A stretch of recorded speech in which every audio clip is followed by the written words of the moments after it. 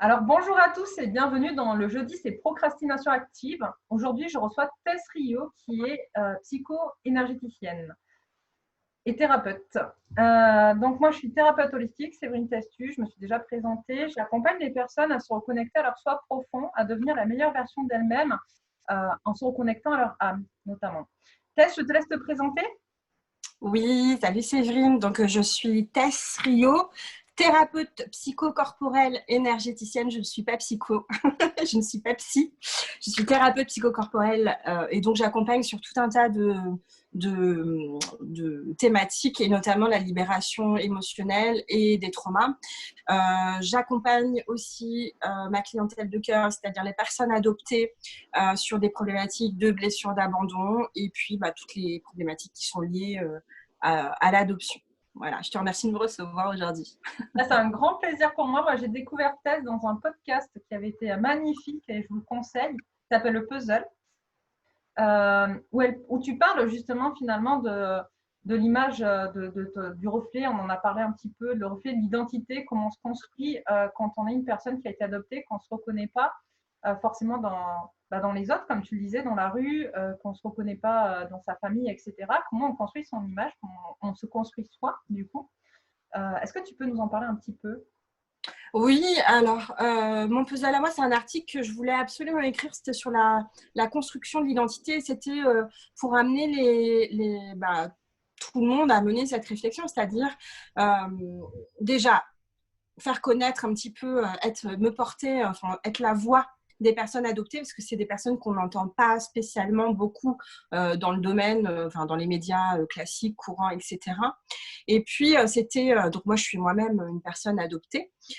Et puis, se poser la question de comment on se construit identitairement parlant, en effet, quand on ne ressemble à personne, c'est-à-dire quand on ne ressemble à personne de sa famille, donc déjà c'est costaud, et quand on ressemble à personne à l'extérieur, c'est-à-dire dans la rue, dans les médias, dans les journaux, dans les magazines, nulle part. Quand son reflet de soi n'est nulle part. Comment on fait pour se construire une belle image de soi quand, quand on est nulle part reflété dans le monde.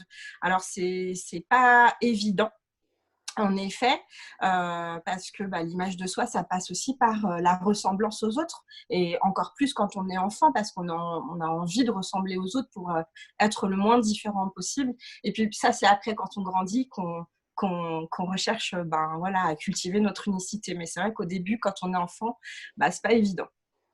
Oui, c'est ce qu'on disait un petit peu tout à l'heure avec quand on discutait un peu en avant, comme En off. quand on parlait justement de ce besoin d'appartenance, quand tu as besoin justement d'appartenir à un moment donné à un groupe, à un collectif finalement, et que tu t'y reconnais pas dedans, comment tu as pu toi justement passer ce cap, dépasser ce cap, parce qu'aujourd'hui tu as une très belle image de toi et on voit bien que tu es quelqu'un C'est qui… encore en cours, hein. Ah, mais Work in progress. ça se travaille tout le temps, de toute manière, hein, c'est ce qu'on disait aussi, hein, tout se travaille tout le temps, hein, mais tu as quand même une personne qui est rayonnante, on voit bien qu'il y a quand même une partie de toi qui est vachement libérée, qui est magnifique, quoi, tu vois, qui est magique, qui a envie voilà, qui a envie un petit peu voilà, d'être dans le monde et de donner énormément au monde aussi. Euh, du coup, comment toi, tu as pu justement à un moment donné passer au-delà de ça, passer au-delà de ce besoin d'appartenance ou de trouver une autre façon peut-être d'appartenir, parce que c'est peut-être ça aussi, trouver une autre C'est façon. les deux, en fait. C'est les deux. D'abord, la première partie, elle passe, enfin, c'est bête à dire, mais en tout cas, pour moi, elle passe par un déni, c'est-à-dire se croire comme les autres. C'est-à-dire que moi, je pensais que j'étais blanche. Et c'est que quand je voyais mon reflet dans le miroir, que je me disais, ah non, c'est pas moi ça, en fait. Comment ça se passe? On m'a menti. Mais en fait, ouais, non, mais c'est ça. C'est vrai qu'au début, il y a une espèce de déni, c'est-à-dire que dans ta tête, comment tu te penses à l'intérieur de toi, tu te penses comme ton environnement.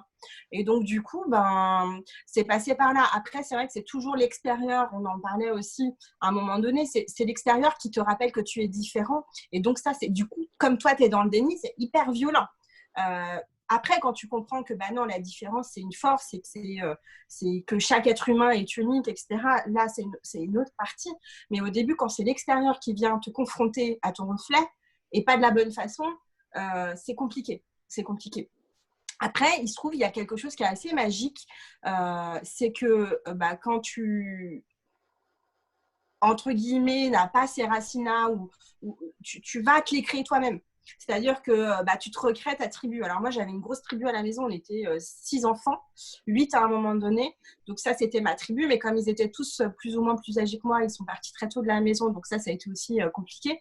Mais du coup, les potes deviennent ta deuxième famille, quoi. Tu te recrées une bande, tu te recrées une tribu, tu te recrées une famille que tu choisis toi. C'est ça. Ça me fait penser justement quand tu dis ce besoin d'appartenance etc. aux personnes, parce que moi je peux avoir des clients aussi alors qu'ils ne sont pas forcément adoptés, c'est pas le cas, mais qui ne se reconnaissent pas dans leurs racines, qui n'acceptent pas le milieu d'où elles viennent parce qu'un milieu violent ou parce que des parents qui ont fait des choses atroces et et qu'elles ne veulent pas du tout se reconnaître dans ces racines-là. Et justement, elles disent un peu la même chose. Elles disent finalement qu'à un moment donné, elles sont passées par recréer leur famille, notamment avec des gros groupes d'amis, recréer, choisir tes potes, etc. Et c'est un peu un substitut de ce qui leur sort à un moment donné, tu vois. Mais pour autant, plus tu avances en fait, et plus tu vieillis, et plus tu es obligé aussi de sortir de cette famille-là, parce que de la même manière que tu dois créer ton unicité en tant qu'être, en fait, et sortir de ta famille dans laquelle tu as été élevé, etc., ou dans laquelle tu es né, pour pouvoir être qui tu es toi, d'accord, et devenir un être aussi. voilà. Bah, du coup, tu le fais aussi avec ton groupe de potes. À un moment donné, tu as besoin j'ai envie de dire, de cet accouchement-là, de pouvoir accoucher de toi-même et donc aussi de sortir de cette appartenance au groupe de potes.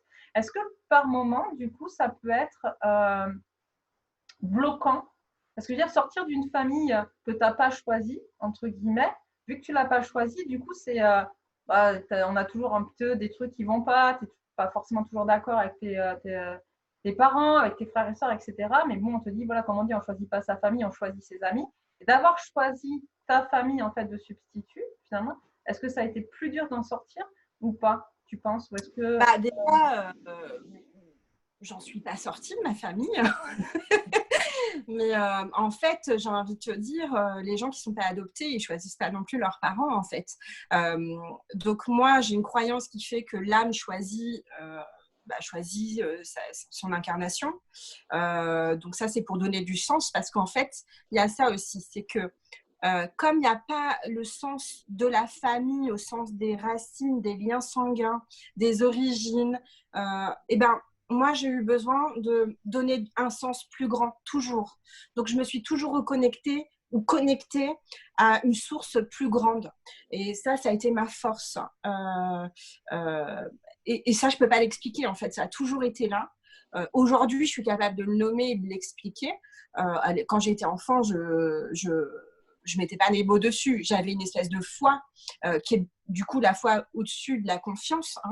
C'est vraiment l'étage du dessus, une foi en l'univers, en la source, en Dieu. Voilà, chacun met les mots qu'il a dessus. J'avais cette espèce de foi en quelque chose de plus grand. Je me disais que je pouvais pas avoir ce destin. C'est certainement aussi une forme de protection. Je ne pouvais pas avoir ce destin-là, c'est-à-dire être née dans un pays loin, ne pas connaître mes parents biologiques, d'avoir cette cassure identitaire et biologique, sans que ce soit pas pour que faire quelque chose de grand. Donc ça, c'était ma croyance enfant. Je ne sais plus quelle était ta question de base. Et donc après, ma famille, non, je ne l'ai pas choisie. Alors pour le coup, eux, ils m'ont choisi, ce qui n'est pas le cas dans une famille classique. Donc j'étais un vrai choix pour eux. Et donc, moi, ma force dans tout ça, c'est l'amour. C'est l'amour, parce que quand on est une personne adoptée, c'est d'abord une personne abandonnée. Alors, qu'on vive ou pas consciemment cet abandon, parce que moi, pendant longtemps, la blessure d'abandon, ça ne me parlait pas. J'avais les conséquences de la blessure d'abandon dans ma vie, mais je n'en étais pas consciente, parce que je n'étais pas consciente de cet abandon d'origine. J'étais un enfant recueilli, sauvé, confié, mais je n'étais pas un enfant abandonné. Sauf que la blessure d'abandon, l'abandon, il est réel, il est bien là. Donc, ce qui permet de tenir aussi, c'est tout l'amour qu'il y a autour de ça. C'est-à-dire l'amour d'une femme qui décide de confier son enfant, parce qu'en Inde, il faut quand même savoir que les femmes, quand elles mettent au monde des enfants filles, soit elles sont répudiées, soit les bébés filles sont tués. Hein. L'infanticide des bébés filles, il est encore réel et présent en Inde. Donc, il y a quand même la force de cette femme-là. Et puis la force de l'amour d'une famille qui attend l'arrivée d'un enfant, d'un nouvel enfant. Moi, je suis arrivée, j'étais la numéro 6 dans cette famille, donc c'était un vrai choix. Donc il y a aussi tout ça, il y a aussi toute cette force, tout cet amour autour de tout ça qui fait que ça permet aussi de te construire, même si c'est pas ta famille de cœur, enfin pas de cœur, de biologique et de sang. Voilà. Du coup, oui, ça devient ta famille de cœur. Bah oui, puis c'est la seule famille que j'ai connue. Donc même si elle est, je dis pas que c'est le cas, mais même si elle avait été défaillante, toxique, ou que c'est ma famille, c'est la famille dans laquelle j'ai grandi. Et du coup, pour parler, tu me disais, quand on parlait du besoin d'appartenance, tu me parlais de la famille, de tes amis, tes proches, etc. Ouais. Qu'est-ce que ça a pu t'apporter de différent, du coup, dans ton parcours par rapport à ta construction en tant que qui tu es devenue après, en tant que personne unique, en tant que… Ouais, ça permet l'appartenance à des clans, à des tribus, à des bandes de potes. Ça permet d'avoir un cocon dans lequel tu peux t'épanouir, avoir confiance. Enfin, vraiment travailler ton estime de toi, c'est-à-dire être reconnu. Alors, pas forcément toujours pour la bonne raison, hein, parce que souvent, dans les bandes de potes, tu es reconnu parce que tu es celle qui fait des conneries ou des trucs comme ça. Mais n'empêche que moi, ça m'a donné de la force et de la puissance pour après pouvoir aller dans le monde, quoi. Enfin, tu vois, et expérimenter dans un petit laboratoire les choses de la vie, et puis pour pouvoir après aller les rendre en action dans le vrai monde. C'est ça. Après, ça, c'est l'histoire de bande de potes. Finalement, c'est assez commun à tout un chacun. Ça fait partie de la construction, de l'identité, justement aussi, de pouvoir sortir de l'identité familiale, quelle qu'elle soit, finalement, qu'elle soit qu'on ait été adopté ou pas, sortir de cette identité familiale pour se construire en tant que personne unique, en dehors des parents et de l'éducation que tu as reçue, et en dehors tester tes limites, jusqu'où tu es capable d'aller sans qu'il y ait des gens pour chaperonner au-dessus, etc., ou te dire quoi faire, comment faire, pourquoi le faire, etc. Et en sortir après te permet encore de renaître une fois supplémentaire, je pense. Alors, quand je dis en sortir, ça ne veut pas dire abandonner tes potes et ne plus être en contact avec. Mais je pense que quand tu es ado, que tu es dans ce groupe de potes, quand tu es jeune adulte, etc., finalement, tu te rattaches plus à la ressemblance qu'à la différence. Complètement. Et à un moment donné, et à un moment donné, tu es obligé de sortir de ça pour justement aller explorer ta différence, pour créer ton unicité aussi. Ouais. Tu vois. Ça, c'est… Ouais, la problématique qui est liée à l'adoption, elle est liée à la blessure d'abandon d'origine, parce que cet abandon, souvent, il a lieu dans la période préverbale. Et dans la période préverbale, il y a tous les schémas inconscients qui se mettent en place, les schémas inconscients qu'on va aller après vivre dans le monde. Et du coup, c'est d'autant plus compliqué qu'il y a beaucoup de choses qui se jouent à la naissance et dont on n'a pas conscience, en fait. Et donc, c'est bien de pouvoir aller dénouer et comprendre et aller explorer cette part de là pour justement se réapproprier des parts de soi pour pouvoir ensuite les mettre en action aussi dans le monde, pour vraiment pouvoir se réinvestir, pour pouvoir ensuite aller les incarner dans le monde. Et il y a beaucoup de choses, on en avait discuté aussi en off, qui se jouent énormément au moment de la naissance. Et notamment, voilà, la façon dont on a été attendu, conçu, porté, touché, accueilli. Tout ça va générer des façons qu'on a de vivre et les schémas inconscients qu'on revit dans la vie sans forcément en être conscient. Ouais, tout à fait. Moi, j'ai fait un beau travail là-dessus avec des thérapeutes à l'époque où j'étais dans ce parcours de thérapie qui m'a permis de revivre une naissance en fait qui m'a permis de rencoder des nouveaux programmes parce qu'en fait dans la vie il n'y a rien de définitif, même quand on a eu des parents qui sont pas aimants, même quand on a été abandonné à la naissance, il est possible de travailler sur ces schémas et sur ces programmes et ça peut passer par le corps. C'est pour ça aussi que je suis thérapeute psychocorporelle parce que je crois beaucoup au réencodage par le corps et c'est ce que j'ai revécu moi c'est ce que j'ai vécu quand j'ai revécu ma naissance. Ça a permis voilà, de revivre une naissance euh, idéale pour reprogrammer mon corps et puis pour me départir de cette blessure d'abandon. C'est vachement intéressant ce que tu dis parce qu'en fait, comment dire, le travail par le corps, c'est quelque chose qui est encore un peu, comment dire, enfin, peut-être que je me plante, hein, tu vas me dire du coup, parce que, mais j'ai l'impression que c'est, comme les gens, ils sont quand même vachement pudiques, on a du mal à entrer, ils ont du mal à accepter qu'on vienne travailler sur leur corps ou toucher leur corps. Ou il y a une notion avec le corps qui est quand même très particulière encore aujourd'hui. On a l'impression que c'est tabou, que, enfin, tu vois, que ça fait partie de ton espace vital. Enfin, moi, la première, hein, je dis j'ai mon espace vital, j'aime pas trop qu'on vienne interférer dedans, quoi, tu vois. C'est très masculin d'être dans le mental en fait, et le monde il a été construit un petit peu comme ça. Et donc l'idée aujourd'hui c'est de redescendre dans le corps. Et le corps, c'est aussi le monde des émotions. L'émotion, c'est d'abord une sensation corporelle.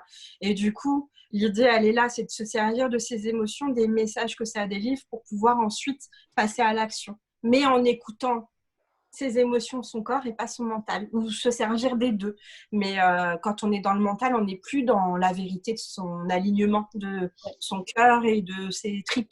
C'est ça. Il n'y a pas longtemps, alors là, je suis en train de dévier, hein, mais il n'y a pas longtemps, je suis en train de regarder une vidéo d'une thérapeute là, qui parlait justement de ça, qui disait que avec les augmentations du taux vibratoire de la Terre, notre corps énergétique, il a beaucoup de mal à rester dans notre corps physique parce que du coup, le corps physique n'a pas le même taux vibratoire et que ça peut créer des problèmes de santé, etc. Tu vois.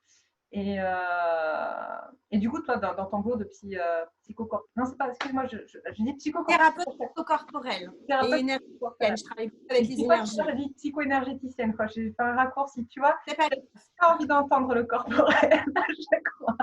Ça, c'est mon travail à moi, le corporel. Mais oui, donc thérapeute psychocorporelle et énergéticienne.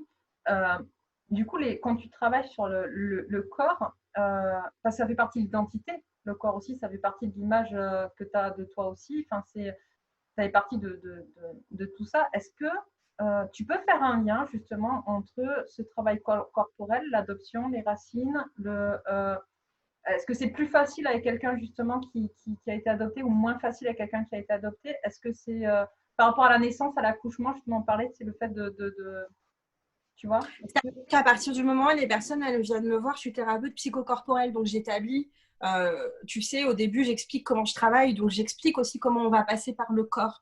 Travailler sur le corps, c'est pas forcément se mettre en mouvement hein, au moment des rendez-vous, mais ça peut passer par l'écriture, parce que par l'écriture, on passe par la main, ça passe par le corps, et ça va activer des zones du cerveau qui sont... Attends, excuse-moi. Un souci.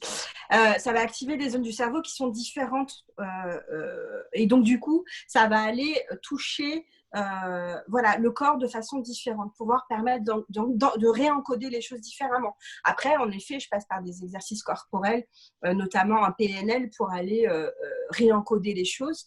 Mais encore une fois, j'ai perdu le fil de ta question. Non, il n'y a pas de difficulté particulière selon que les personnes soient adoptées ou pas. Au contraire, les personnes qui sont adoptées, elles ont besoin, alors évidemment c'est toujours avec l'accord de la personne, mais il y a besoin d'être, voilà, de réapproprier son corps, de se toucher, d'apprendre à définir les contours de son corps, de poser des limites. Voilà, il y a pas mal de choses qu'on peut faire avec le corps sans forcément, tu vois, se mettre en mouvement absolument, quoi. Mais les exercices passent par le corps. Et est-ce que ça serait lié? Alors, je ne vais pas avoir forcément les bons mots parce que je ne me rappelle pas trop, parce qu'à la base, moi, je suis éducatrice spécialisée. Donc, Ouais. voilà, j'avais fait aussi un peu de psychopatho de l'enfant, etc. On avait beaucoup travaillé sur la psychologie de l'enfance, la petite enfance, etc. Mais je n'ai jamais travaillé donc, avec des enfants, enfin, très peu en tout cas avec des enfants et pas du tout avec des petits-enfants. Mais je me rappelle ces notions de portage, de portage des enfants, de ending, de hotly. C'est qui faisait ça? C'était Winnicott ou je sais pas quoi, non? Non, bref, on sait plus. Je sais pas du tout, mais ce que je sais, c'est que moi, j'ai beaucoup pratiqué le portage. Moi, en tant que thérapisée, Ouais. justement, mes thérapeutes, on faisait des portages on faisait deux sortes de portages, soit le portage, donc des portages parentaux, soit le portage du père, soit le portage de la mère. Et selon le père ou la mère, c'est pas la même façon d'être porté ou de porter. Et ça, c'est hyper réparateur. Je veux dire, un enfant, une personne qui n'a pas eu les bras de sa maman, qui n'a pas été accueillie comme il fallait, ou voilà, de porter même une personne adulte, juste pouvoir, tu vois, se laisser aller en toute confiance de son être dans les bras d'un autre être humain qui est accueillant, bienveillant, qui va te donner tout son amour, et même, tu vois, et tout son amour, même de façon énergétique, c'est réparateur. C'est réparateur. Ouais. Et donc, du coup, ça, ce problème. Après, ce problème de portage, on peut aussi le rencontrer dans des familles où les enfants n'ont pas été adoptés. Il y a des parents qui ne sont pas en capacité Ah oui, mais je te parle pour dans le maternel, dans le portage, dans ce côté-là. Mais... Je parle pour tout le monde. Pour tout le monde, c'est hyper réparateur. Je conseille de le faire avec quelqu'un de confiance, même pas forcément un thérapeute, peut-être avec une personne à qui on a toute confiance, de se faire porter comme un bébé. Et d'ailleurs, il y a des gens qui ont tellement été, et je parle pas forcément que des personnes adoptées, des personnes qui ont tellement été abîmées. Voilà, bon, je rentrerai pas dans les détails. Je leur conseille d'aller se faire masser, mais comme un bébé. Pas un massage, tu vois, mais vraiment se faire masser comme une maman masserait son bébé. Parce que c'est réparateur. J'aurais aimé aussi aborder continuer sur le sujet, mais par rapport justement à ton podcast que tu avais fait, parce que je pense que ça fait aussi partie de l'image de soi et de l'identité. Tu parlais de ton prénom. J'ai trouvé ça très intéressant, en fait, ce que tu disais, notamment parce que moi, dans mon entourage, j'ai eu des personnes ça m'a beaucoup posé question. J'ai un couple d'amis qui avait adopté un enfant et qui avait décidé de lui changer son prénom parce qu'ils n'aimaient pas son prénom. Et moi, je trouvais ça horrible parce que le petit est arrivé dans leur famille, il avait déjà 13 mois. Et à 13 mois, je me suis dit, mais en fait, il a déjà appris son prénom, c'est déjà son identité. Et en fait, on le coupe de son pays et en plus, on le coupe de son prénom. Et du coup, quand on a parlé, en fait, ça m'a vachement renvoyé à ça parce que j'en frissonne encore à l'époque, ça m'avait vraiment beaucoup touché cette histoire-là. Une vraie question d'adopter. C'est une vraie question. Une fois adulte, c'est une vraie question. D'ailleurs, il y a beaucoup d'adultes, enfin, moi j'en connais beaucoup, qui se réapproprient leur prénom d'origine. Toi, du coup, tu l'as vécu comment ça, on t'a changé ton prénom, parce que Alors non, c'est l'inverse, c'est que les sœurs, sachant que moi j'ai été confiée à un orphelinat qui était tenu par des sœurs, et comme les sœurs savaient que j'allais être adoptée par une famille française, m'ont donné un prénom français. Sauf que en fait, ce prénom français, je le déteste, et donc en fait mes parents n'ont pas changé ce prénom. Mais surtout en fait, ce que j'ai appris, parce que moi je suis retournée à l'orphelinat en 2010, donc il y a 10 ans. Quand je suis allée sur place, en fait, j'ai appris que je portais le prénom d'une petite fille morte le jour de mon arrivée. Donc, probablement qu'on m'a donné le prénom de cette petite fille, parce qu'elle venait de mourir, et du coup, il y a une nouvelle petite fille qui arrivait, donc on donnait le même prénom. Et en fait, tu sais, j'ai grandi avec ce prénom en me disant, vraiment avec ce sentiment que ce prénom, c'était pas moi, quoi. C'était pas mon identité. C'est pas la même problématique que, tu vois, on change le prénom, machin. Moi, on m'a pas changé mon prénom, mais le prénom qu'on m'a donné à l'origine, je ne l'ai jamais porté et je ne l'ai jamais senti comme étant moi. Et du coup, toute seule, moi, quand j'ai eu 20 ans, je l'ai changé. Donc, je me suis renommée Tess, je me suis baptisée toute seule. Et c'est en ça que je rebondis, en fait, tu vois. Qui je suis, l'identité, qui je suis, en fait, c'est un choix. C'est un choix. Ce n'est pas l'extérieur qui décide de te définir. Quand tu comprends que tu peux choisir qui tu es à chaque seconde de ta vie, tu comprends la clé. En fait, qui je suis est un choix. Qui je suis est un choix. Et comment je réagis face à telle ou telle situation, c'est un choix. Et quand tu comprends ça, je crois que tu as compris pas mal de choses. Mais c'est ça, moi, ça me fait vraiment penser à, dans ma famille, par exemple, tu vois mes arrière-grands-parents. Mais j'étais surprise d'apprendre, parce que j'ai eu la chance de les connaître, mes arrière-grands-parents, et de connaître mes grands-parents. Et en fait, beaucoup de mes arrière-grands-parents et de mes grands-parents, en fait, quand ils sont décédés, j'ai appris que les prénoms par lesquels on les appelait, ce n'était pas leur prénom d'origine, en fait. Tu vois, c'était de leur prénom. C'était pas leur prénom de baptême. Voilà, c'est ça. Merci, je cherchais le mot. Et du coup, en discutant en fait avec ceux qui restaient, tu apprenais que ouais, ben, leur prénom de baptême, comme tu dis, leur plaisait pas ou ça ne les représentait pas. Et du coup, ils se faisaient appeler par un autre prénom qui leur correspondait mieux. Et aujourd'hui, on n'oserait pas se permettre de faire ça. Enfin, tu vois, c'est comme si cette faculté qu'ils avaient de choisir qui ils étaient finalement à cette époque-là aussi, bah, nous, on l'a perdu. Moi, je ne me verrais pas aujourd'hui dire, non, je ne m'appelle pas Séverine, quoi, tu vois. Et pour autant, je vais être honnête avec toi, j'ai détesté mon prénom pendant très, très, très longtemps, tu vois. Mais pendant très longtemps. Dans la vie, tu as deux solutions. Soit tu acceptes ce qui est, ou soit ce qui n'est pas, tu poses des actions pour le changer. Tu vois? Donc, comment… Moi, je sais que ce qui m'a aidé, c'était très drôle. Ce qui m'a aidé, c'est d'aller vivre en région parisienne et qu'il soit prononcé différemment, mon prénom. Ouais. Parce que c'est pas la même façon de parler. Moi, dans le sud, c'était le même prénom. Ouais. Ça me faisait pas trop. Et là-bas, c'était plus, je sais pas, ils disent pas le. Et d'ailleurs, c'était rigolo parce que partout sur les papiers, c'était Séverine, ils mettaient pas le E entre le V et le R. Et du coup, bon, tous mes papiers étaient faussés, du coup, hein, mais bon, c'est pas grave. Mais du coup, de l'entendre différemment, et ben, ça m'a permis de le ressentir différemment. Et bien, en fait, les mots sont porteurs d'une énergie. Donc, du coup, Séverine et Séverine, du coup, derrière, c'était pas la même énergie pour toi. Ouais, mais c'est ça, mais très certainement. Et je pense qu'en fait, comme tu disais, pour en revenir à ce qu'on disait, finalement, il ne serait jamais venu à l'esprit, même si je ne l'aimais pas, de le changer. Tu vois? Parce que je ne saurais même pas t'expliquer pourquoi en vrai. Tu vois? Parce que j'ai même pas. Parce que c'est comme ça et pas autrement, en fait. Mais à une époque, apparemment, c'était vachement commun. Et quand tu discutes, en fait, moi, je vois tout de suite les arrière-grands-parents, machin, etc. Mais je discute avec beaucoup de personnes et pareil, quand ils reprennent finalement quand ils font des arbres généalogiques, etc., ils se rendent compte que les gens qui connaissaient sous cet arbre prénom, mais c'était pas un niveau d'état civil, c'est le même prénom. L'arrière-grand-mère de ma fille, donc du côté paternel, du côté de son papa, a un prénom de baptême qui n'est pas le même prénom sur lequel elle s'est fait appeler aussi toute sa vie. Et en fait, l'histoire, c'est que le père avait zappé le prénom qui avait été choisi et donc du coup il devait être bourré, tu vois, il a fêté la naissance, il devait être tellement content d'avoir une petite fille et donc quand il est allé la déclarer à la mairie, il s'était planté de prénom, c'était pas le prénom qu'à la base elle devait porter et du coup pareil, elle s'est fait appeler Lydie toute sa vie et c'était pas son prénom et là je te parle d'une arrière-grand-mère. Moi, je me rappelle mon arrière-grand-mère, donc en fait on l'a toujours appelée Denise. Et j'ai appris qu'à la base, elle s'appelait Claire.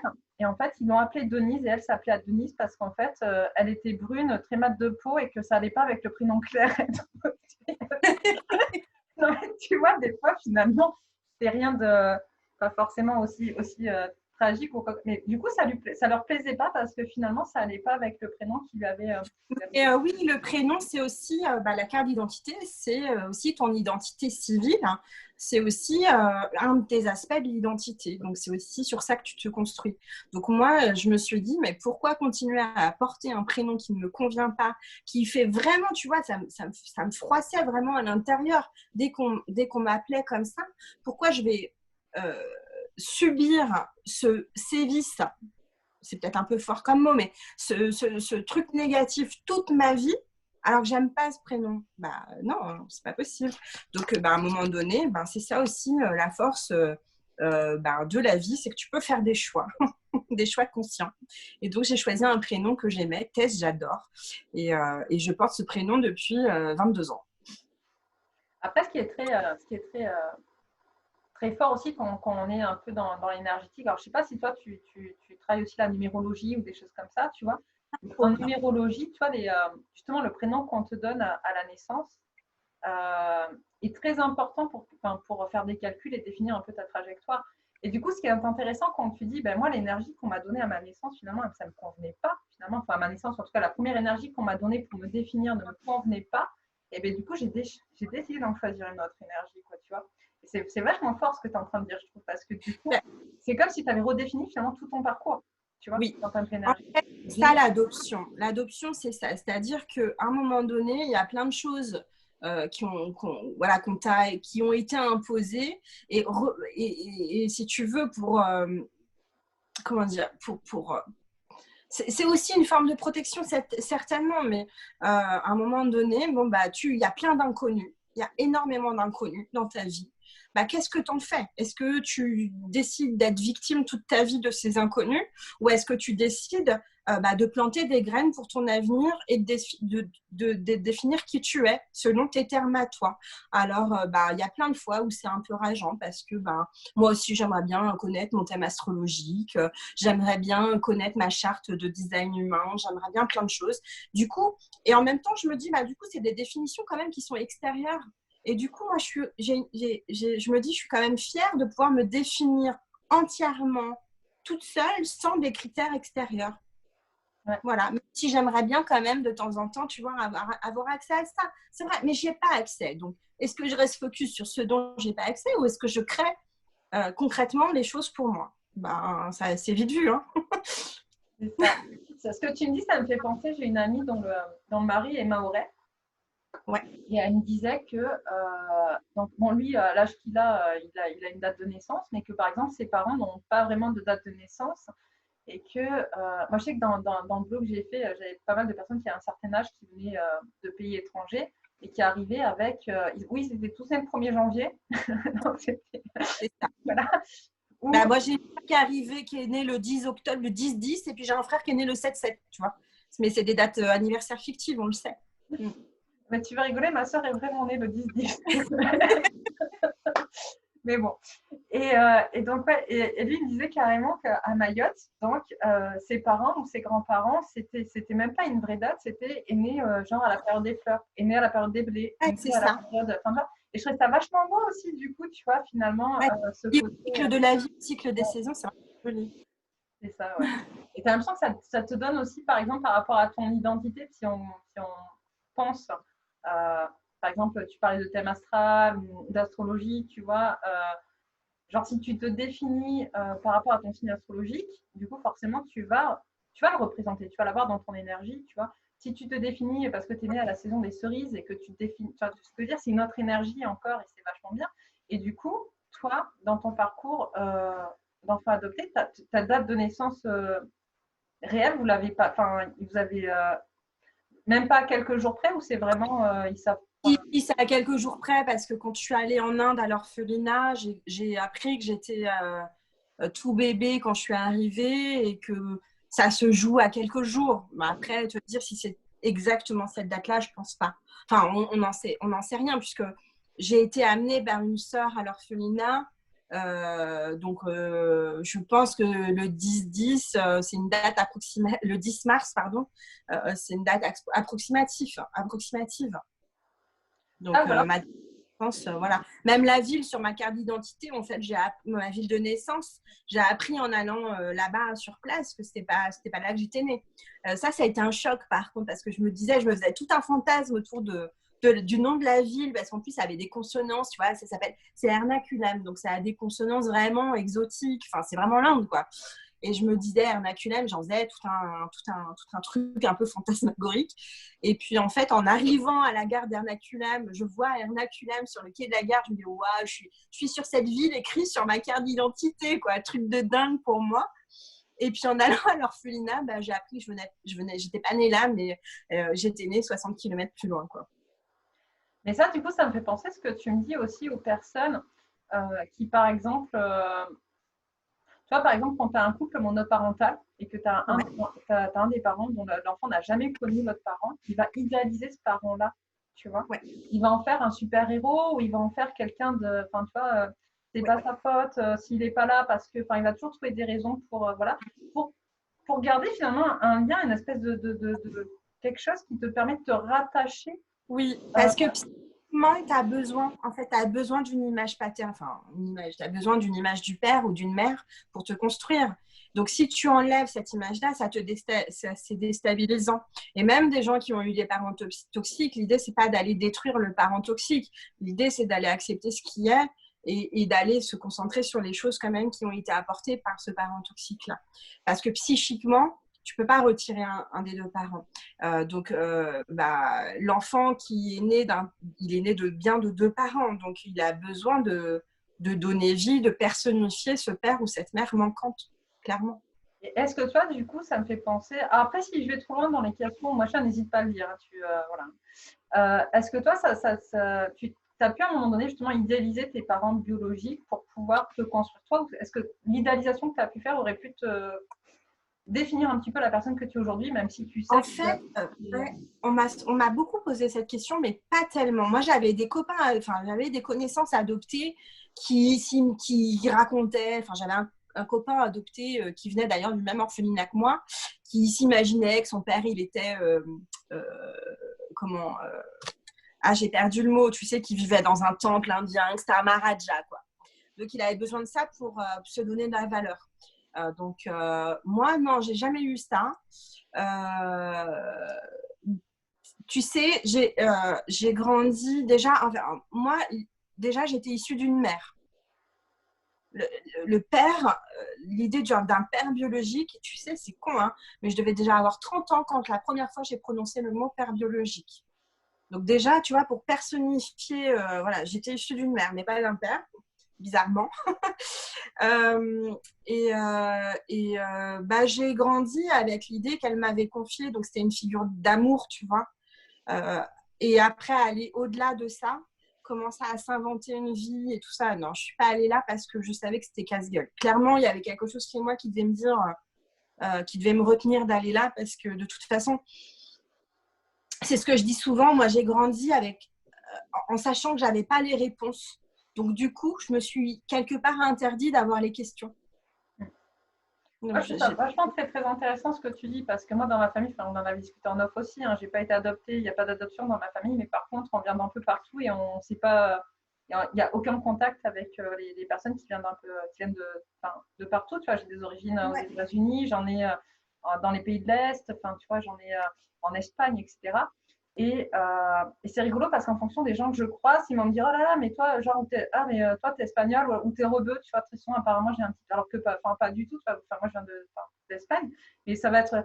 Ou alors, j'ai la morphologie physique des filles des pays de l'Est, c'est-à-dire que j'ai un très petit buste et j'ai de très grandes jambes. Donc, ceux qui sont vachement familiarisés avec ça, ils me disent ah, mais toi, t'es originaire des pays de l'Est, enfin, tu vois, il y a des gens qui vont voir d'où je suis, tu vois, alors que moi, je sais même pas d'où je viens, tu vois.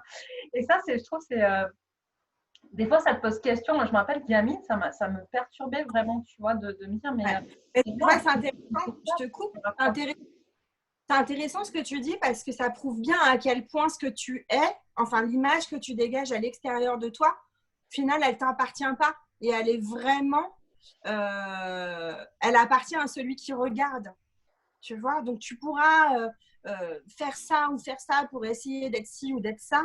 Au final, c'est celui qui regarde avec ses yeux, qui voit ce qu'il a envie de voir et ce qu'il reconnaît. Tu vois, c'est super intéressant. Après, je comprends que ce soit bizarre en étant enfant de ne pas avoir ce truc d'appartenance parce que finalement, c'est ça aussi que tu évoques. bah, c'est ça de ne pas savoir. En fait, tu sais, parce qu'on te dit vite fait, c'est un peu des secrets de famille, un peu tabou. Tu sais que tu as, voilà, je ne sais plus quel arrière-grand-parent qui est arrivé d'Espagne. Tu sais que ton grand-père, il est américain, mais que tu ne le connais pas. Tu sais que dans sa famille à lui, il y avait des personnes voilà, qui venaient des pays de l'Est, etc. Enfin, voilà, on te dit un peu.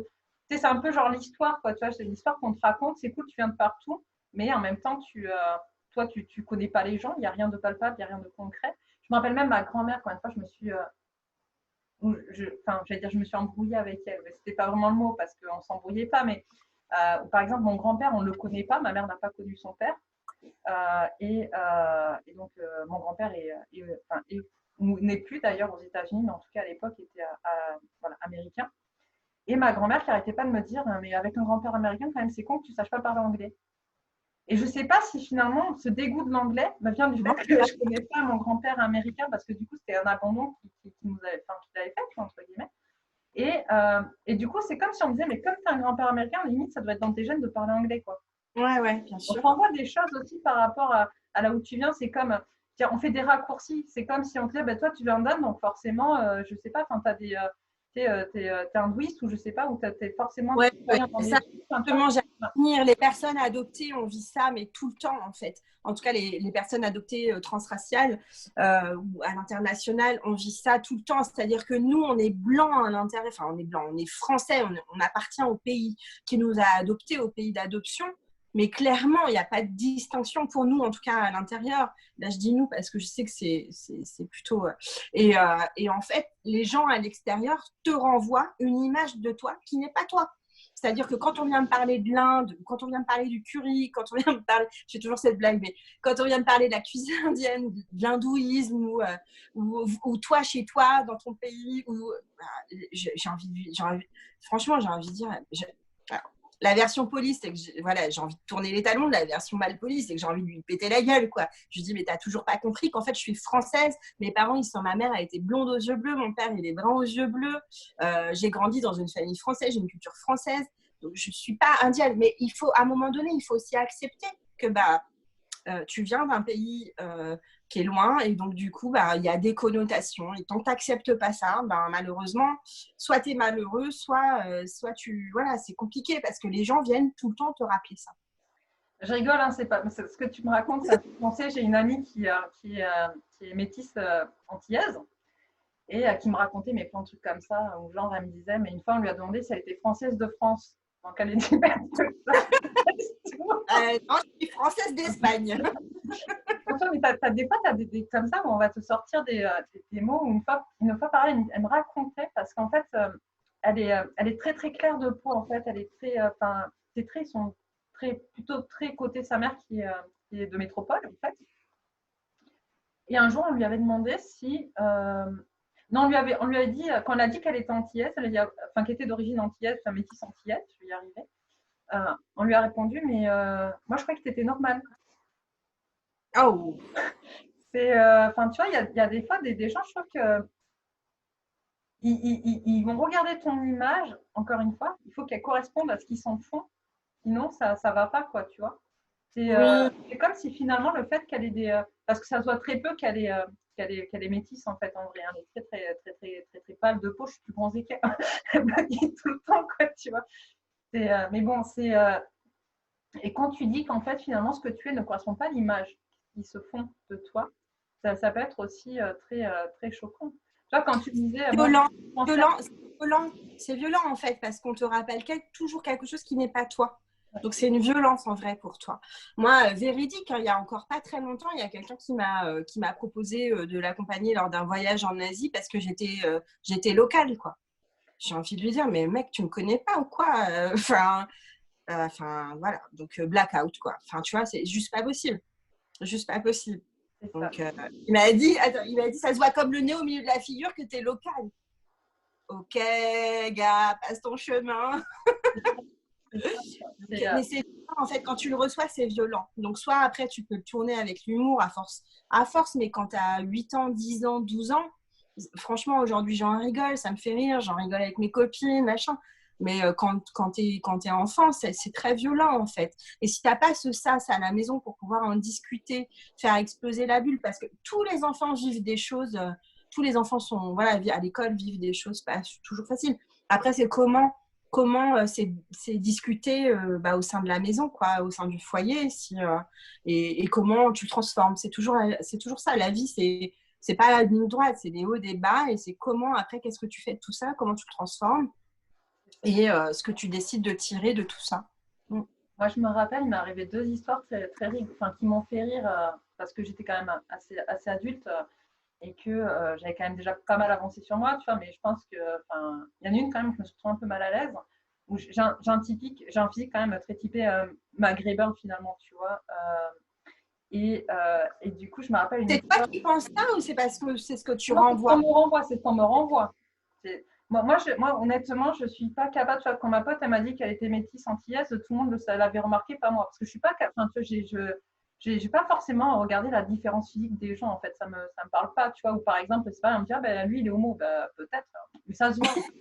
Non, ça me regarde pas. Moi, je l'aime bien. Il est comme il est. Tu vois, il est lui, quoi, en fait, en vrai. Tu vois. C'est le genre de truc sur lequel je ne tilte pas forcément. C'est ce qu'on me renvoie que j'ai un physique très, très maghrébin. Et je me rappelle donc 2 histoires comme ça, où une fois, il y a une maman marocaine qui vient me voir, qui me parle en arabe et qui m'a lynchée parce que je ne connaissais pas ma langue maternelle. Je dis, ça m'est arrivé plein de fois. À chaque fois que je voyage, ça m'arrive. Quand je suis allée en Guadeloupe, t'imagines même pas, les gens ils venaient me parler en créole et ils pensaient que je me moquais d'eux parce que je parlais pas créole quoi. Donc j'avais beau leur dire mais non je parle pas créole. Et ça m'est arrivé au Maroc aussi, hein, parce que voilà, ça m'arrive au Maroc que les gens ils me parlent en berbère. Et ça provoque des fous rires selon les personnes que tu rencontres et tout. Et puis en Inde, clairement, en Inde, en Inde, c'est le pays des 88 dialectes. Donc, mais dans ma région natale, on parle le malayalam. Et en fait, quand j'ai été dans la région du Kerala et que les gens venaient me parler en malayalam, mais pareil, ils comprenaient pas. Ils comprenaient pas que je puisse pas leur répondre. Et en plus, le malayalam, tu comprends rien, c'est pas le créole, hein. Mais voilà, donc après on parlait en anglais, mais tu vois je suis un peu comme toi même en Thaïlande des fois on m'a parlé en Thaïlande en thaï quoi, donc tu vois c'est vraiment ça c'est international. Ouais, et moi, je me rappelle la deuxième tour, je me suis vraiment sentie mal sur le coup parce que sur le coup, tu te dis, mais comme quoi il y a plein de tabous dans la société. Donc ça, par contre, maintenant, aujourd'hui, j'en parle très librement, c'est pour ça que je le raconte, hein, mais où on était au Tour de France, à la fin du Tour de France, là à Paris, sous la Tour Eiffel, il faisait super chaud, c'était Ramadan, et mon fils voulait une crêpe. Et donc, du coup, je vais lui chercher une crêpe, et là, c'était tenu par deux nanas rebeux, et et donc, il y en a une, quand je demande une crêpe, elle me dit, mais tu fais pas le ramadan. Et puis, je me sens vachement attaquée, tu vois, genre, en gros, c'est pas normal, quoi, que tu fasses pas le ramadan, qu'elle soit là. Et la nana d'à côté qui lui répond, c'est très bien que quand on a ses règles, on fait pas le ramadan non plus. Tu vois. Et là, tu me suis retrouvée, mais vachement, c'est tout le monde qui me regardait. Et moi, j'avais juste cherché une crêpe pour mon fils, tu vois. Et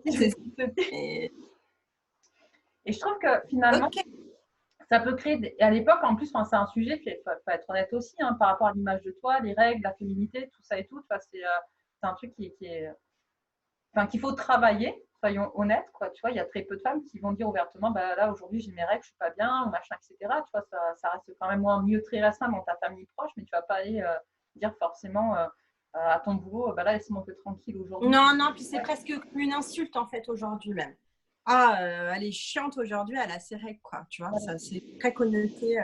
Ouais. Et donc, du coup, c'est vrai que sur le moment, ça m'avait vachement affectée. Je m'étais sentie vachement mal à l'aise, quoi. Je me suis dit, mais tu sais, genre, en gros, ils sont en train de parler de ma life ou des trucs comme ça, mais tout va bien, quoi. Tu vois, tout. Ouais, il s'était créé un personnage, Séverine, mais c'était pas toi. Et c'était très particulier. Bon, maintenant, j'en rigole, hein, je le raconte facilement, ça me fait rire, tu vois, mais sur le coup. Et en plus, je m'étais un peu énervée parce qu'en plus, moi, je peux pas manger de gluten, tu vois. Donc, en plus, je peux même pas en bouffer, c'est même pas pour moi. Et j'y vais vraiment mal, quoi. Mais bon. Mais voilà, comme quoi ton image, effectivement, comme tu dis depuis le départ, elle renvoie quelque chose, finalement, que tu as été adopté ou pas. Elle va renvoyer quelque chose aux gens qui sont en face de toi, qui vont te définir en fonction de ce que tu leur envoies et qui n'est pas ce que tu es. Et quand tu disais tout à l'heure, ça fait plusieurs fois que ça me vient dans la tête parce que j'avais des amis qui n'arrêtaient pas de le dire. Je ne sais pas si toi, tu peux le dire aussi ou comment tu le vis quand. Voilà.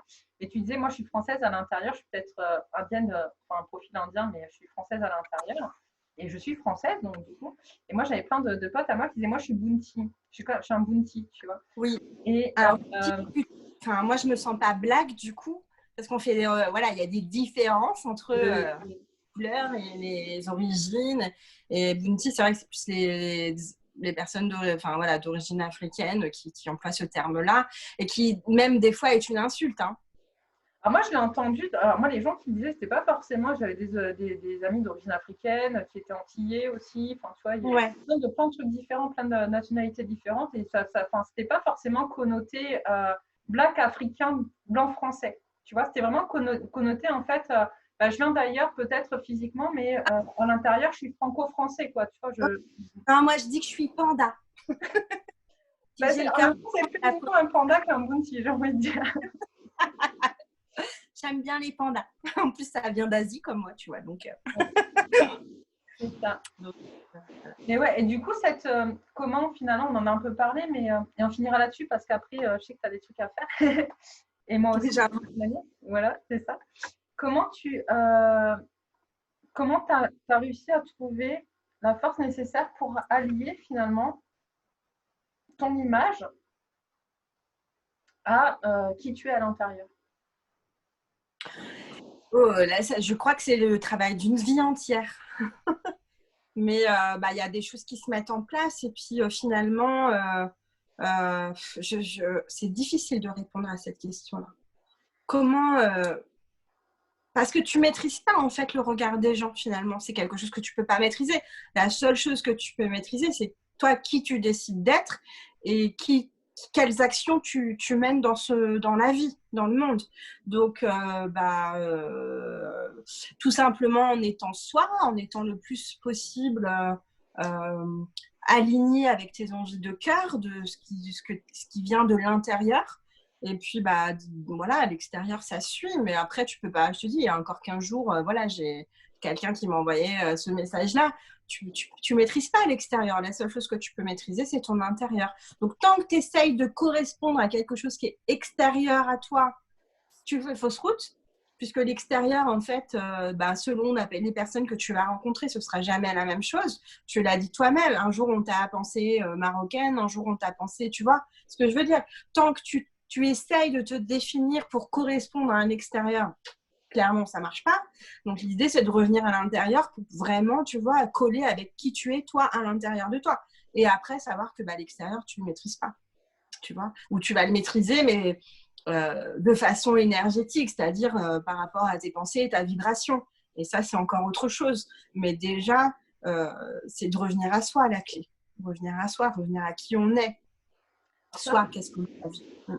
Ça, c'est intéressant parce que finalement, enfin, moi, c'est ce que je dis à chacune de mes clientes, c'est que finalement, l'important, c'est d'aller trouver toi, à l'intérieur de toi, au plus profond de toi-même, ton âme, qui elle est, ce que tu veux et pourquoi tu es là, etc. Après, moi, je sais que j'aime bien aussi passer par l'expérience et j'en fais moi sur moi-même des expériences. Là, je me suis rendu compte, puisqu'on parle de l'image de soi, c'est pendant très longtemps, je me trouvais vraiment pas jolie, tu vois, et je me surmaquillais, tu vois. Et là, ça a fait peut-être un an que je me maquille quasiment plus du tout. Et maintenant que j'ai appris à m'apprécier, à me trouver jolie sans maquillage, j'ai à nouveau envie de me remettre. Du mal à te remaquiller. C'est pas forcément comme je le faisais avant, tu vois, mais en tout cas, j'ai envie de redevenir peut-être justement à une touche plus féminine, plus, enfin, me remaquiller, reprendre, tu vois, ces habitudes-là. Mais il a fallu que j'expérimente en fait quelque chose pour pouvoir l'intégrer à l'intérieur de moi, tu vois. Après, c'est pas dissocié d'expérimentation. Quand je dis revenir à soi, ça ne veut pas dire être en introspection. Ça veut dire partir de soi pour aller s'expérimenter dans le monde. Tu vois, c'est vraiment en vue de l'expérience. C'est vraiment savoir qu'est-ce que j'ai envie de faire, qu'est-ce que j'ai envie de faire dans ce monde, quelles sont les actions que j'ai envie de mener. Mais pour les connaître, c'est pas l'extérieur qui va me donner les indications de ça, c'est moi. Qu'est-ce que j'ai envie, moi, d'expérimenter en étant moi au plus profond de moi, en écoutant mon cœur, ma tête, mon ventre, mes tripes, enfin, tout ce que tu veux.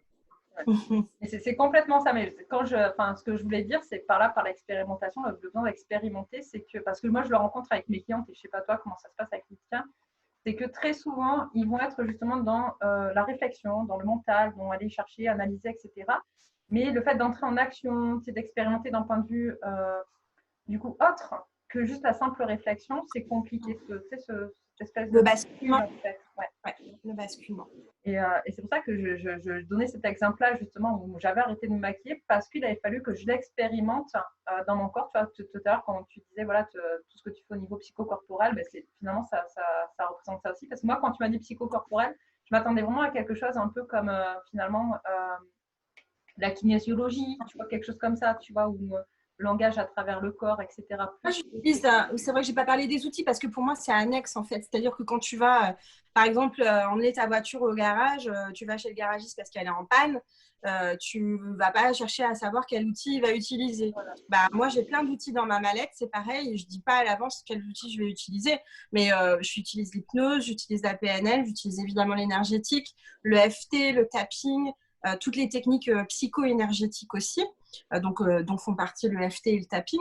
Après, j'utilise le coaching, l'apport des neurosciences. Enfin voilà, j'ai plein d'outils dans ma petite mallette et je les utilise en fonction des besoins et des circonstances et des moments et de la personne que j'ai en face de moi. Ouais, super. Bon, écoute, je vois l'heure qui tourne. Oui. Tess, je te remercie mais vraiment beaucoup. Ça a été hyper intéressant. Ça a été un beau moment de partage. J'ai beaucoup, vraiment, je te remercie parce que là, tu as vraiment, je trouvais ça vachement authentique, vachement vulnérable. Enfin, tu nous as donné beaucoup, beaucoup de choses et vraiment, vraiment merci. Vraiment. Merci à toi. Et tu as vu, je n'ai pas défini l'estime de soi. Du coup, c'est vrai qu'on n'en a même pas parlé, oui. Il n'y a pas eu besoin. Voilà. Bon, eh bien, écoute, je t'embrasse fort. Je te dis à une prochaine. Ça sera en ligne, donc jeudi matin. Et je t'enverrai donc la vidéo par WeTransfer. Okay. D'accord, super, ça marche. Bien, écoute, merci à vous. Bonne journée, bonne soirée, bon week-end. Merci qui écouteront. Voilà. Profitez bien de tout ça et des apports de Tess. À bientôt. Ciao.